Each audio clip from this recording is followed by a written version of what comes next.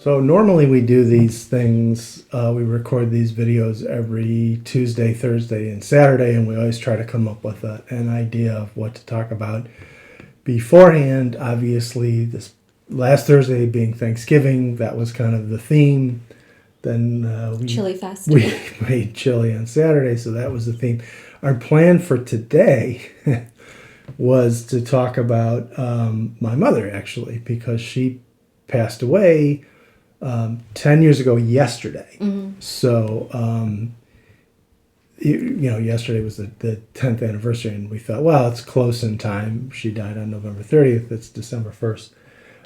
But it's one of those strange things because, like, if we had done this yesterday, I had all kinds of things to say, mostly good. But, sometimes it's not as, I don't know, it's not as easy to talk about it. Definitely. So today I'm kind of like, I don't know if I really feel like talking about it that much.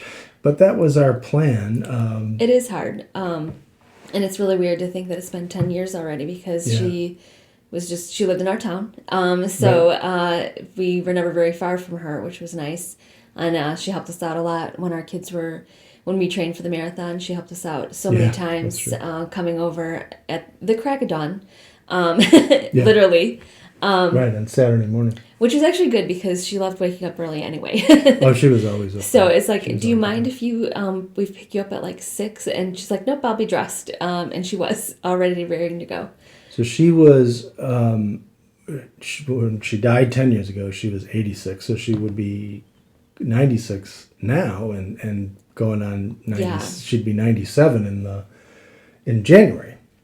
So to give you some idea of her age, I was also thinking about this. My dad would be 99. Next year would be his 100th birthday if he were still alive.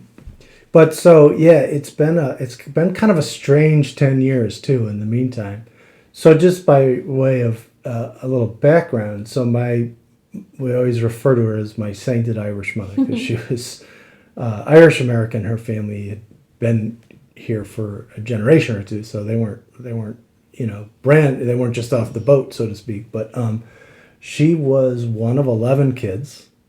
And had 11 kids. Yeah. So that's kind of wild. She was born in 1924 on the North Shore of Chicago in a town called Waukegan, which is also famous for producing Ray Bradbury, the science fiction writer, and Jack Benny. Did I know Jack Benny? Oh, yeah. I don't think I knew that. Big high school in Waukegan is Jack Benny High. And they were all the same generation, roughly. Ray Bradbury's book Dandelion Wine is essentially set in Waukegan, but in any event, it's also home or very close to the Great Lakes Naval Training Station, which was it still is, but it was a big training facility during the World War II, and my mother actually worked there during World War II, and she had 11 kids. She had 10 siblings, ended up having 11 kids, and then decided after that to go back to college, finish her degree. She graduated with my oldest sister. Yep. They were college seniors together at Loyola University, where my dad taught. She got her college degree and decided after having 11 kids to go into teaching, which is a little bizarre. It is, and I always gave her props for that because, who does that? I mean, it's just like going to think like to have that. Well, she had a lot of training and experience. That's true, and she was an amazing teacher. But I think it's like after giving your life to raising family, then she was ready to get into the workforce. But why teaching? I mean, I guess maybe it makes sense, but it always struck me as a curious choice after putting up with us, all 11 of us. But so she would leave the house and have to, leave us behind and all our problems and go deal with other families' problems for 8 or 10 hours and then come back to our problems and have to deal with them. So. And then grade papers for those guys. Yeah, grade papers. My dad always said that, and my dad was a college professor, he always said her job was way harder than his job because as a college professor, his kids were, they were essentially, his students were adults and it was their problem if they didn't do the work. But in an elementary school, you worry about whether or not the kids are actually going to I guess I never thought about it. have a but future. that's true. I mean, it's a lot of pressure. It is a lot of pressure. If they don't do well, it affects their whole lives. So he always said her job was way tougher than his. So yeah, she did that. Did that until I think she retired in '84, because I was between college and law school when she retired, and then obviously fortunately lived quite a bit longer after that. But she only made it back. She only made it to Ireland once in her life, despite her family being from there. And it was in 2000. It was in January of 2000. She went. One of my brothers-in-law still has family there, and they had a cottage that my sister and brother-in-law and my mom stayed at, and they hung around Dublin, and they went to Sligo, which is where her family originated from, which is on kind of the northwest. It's not in Ulster, but it's kind of like west of Ulster on the northwest part of the island. And she got to go visit Sligo, and that was kind of cool. That's where William Butler Yeats was from, I believe. Oh, nice. I remember you showing me on a map, so I know I can picture it on the map. Yeah. But so that explains the Irish side of the family. And you're actually 51% Irish, so. Well, 52. 52. According to Ancestry. But then they send you the revised results from time to time, and I'm like, I know what I need to. Yeah, I'm good. Yeah, right. I also have Irish too, so that's good. We didn't get any Jameson's whiskey for the occasion. Yeah. That's always been the tradition, especially the night that she passed away. We all had a little bit of Jameson's that not to offend anybody, but we would always have Jameson's because it was the Catholic whiskey. Bushmills is the Protestant whiskey, and Jameson's is the Catholic whiskey. So you had to have Jameson's.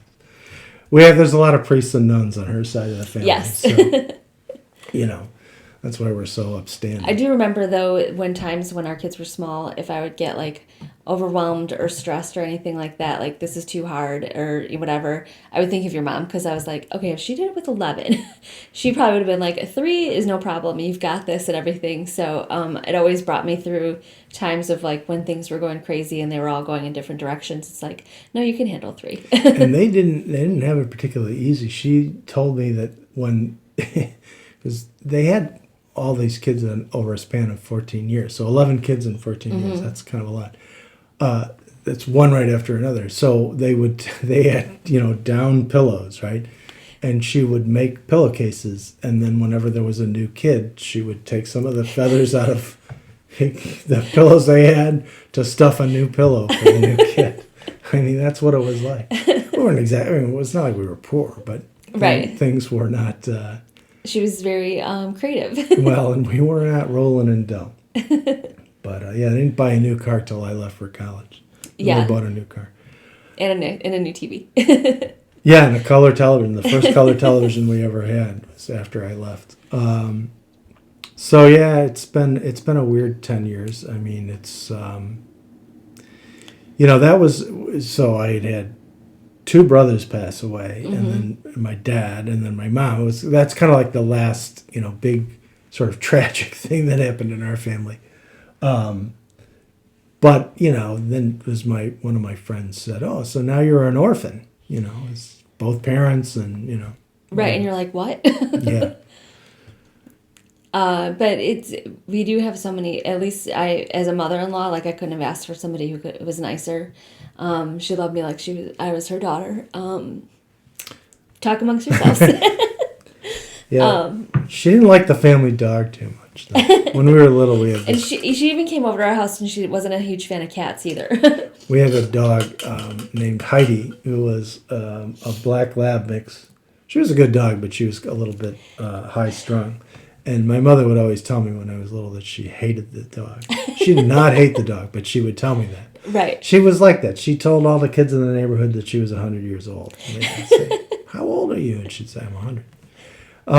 But so she had a very Irish sense of humor. She did. In a positive and a negative sense. But But yeah, she was not. She hated cats. Actually, I mean, she didn't hate cats, but she was like she was creeped out by them. Yeah. She didn't like the Luckily, ours were not like would hide when people came over. So for the most part, so I think that helped a little bit. But she put up with it anyway, taking care of our kids when they were small.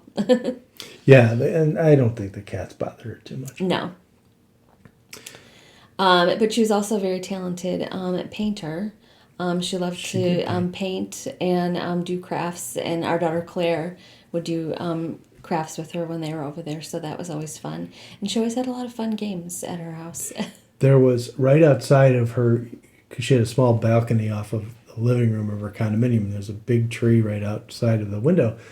And she, every year, she kind of liked to sit and watch the leaves change. And in the fall of 2010, she and Claire made a little, they took scraps of paper and made, what is the word? Like a collage. It's like a collage, but it was the tree with the green and yellow leaves. And it's weird because, she had to know that was the last time she was going to sit there and watch the leaves change colors. But she made that with Claire. We have pictures of it somewhere. But that was... she was an amazing lady. So we just wanted to acknowledge this milestone. Obviously, 10 years is a long time. We recently found pictures, so we're going to share some pictures of her. But yeah, she was just awesome. And we miss you. Yep. See you next time.